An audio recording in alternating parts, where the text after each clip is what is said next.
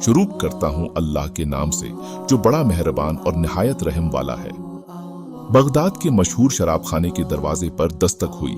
शराब खाने के मालिक ने नशे में दुहत नंगे पांव लड़खड़ाते हुए दरवाजा खोला तो उसके सामने सादा लिबास में एक पुरवकार शख्स खड़ा था। मालिक ने उकताए लहजा में कहा, माजिरत चाहता हूँ, सब मुलाजिम जा चुके हैं, ये शराब खाना बंद करने का वक्त है, आप कल आइएगा। इससे पहले कि मालिक वापस पलटता, अजनबी ने उसके कंधे पर हाथ रखकर कहा, मुझे बशर बन हारिस से मिलना है, उसके नाम बहुत अहम पैगाम है। शराब खाने के मालिक ने चौंक कर कहा, बोलिए, मेरा नाम ही बशर बन हारिस है। अजनबी ने बड़ी हैरत से सिर से लेकर पांव तक सामने लड़खड़ाते हुए शख्स को देखा और बोला, किया आप ही बशर बन हारिस हैं? मालिक ने उकताए हुए लहजे में कहा, क्यों, कोई शक?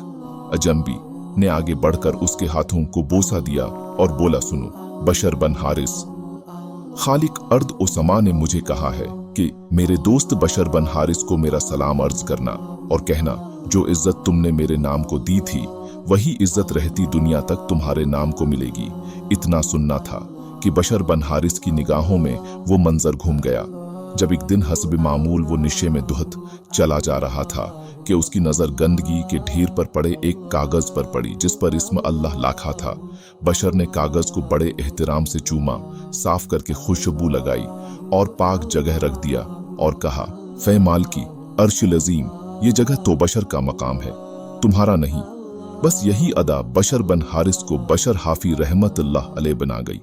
वही बशर हाफी जिसके मुताल्लिक अपने वक्त के इमाम अहमद बिन हंबल रहमतुल्लाह अलैह फरमाया करते थे, लोगों, जिस अल्लाह को अहमद बिन हंबल मानता है, बशर हाफी रहमतुल्लाह अलैह उसे पहचानता है।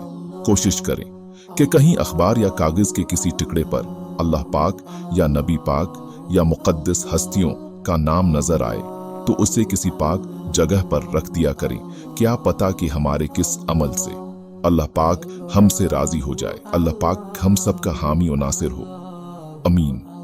मजीद ऐसी सबक अमूज वीडियोस के लिए हमें लाइक करें और फॉलो करें। शुक्रिया।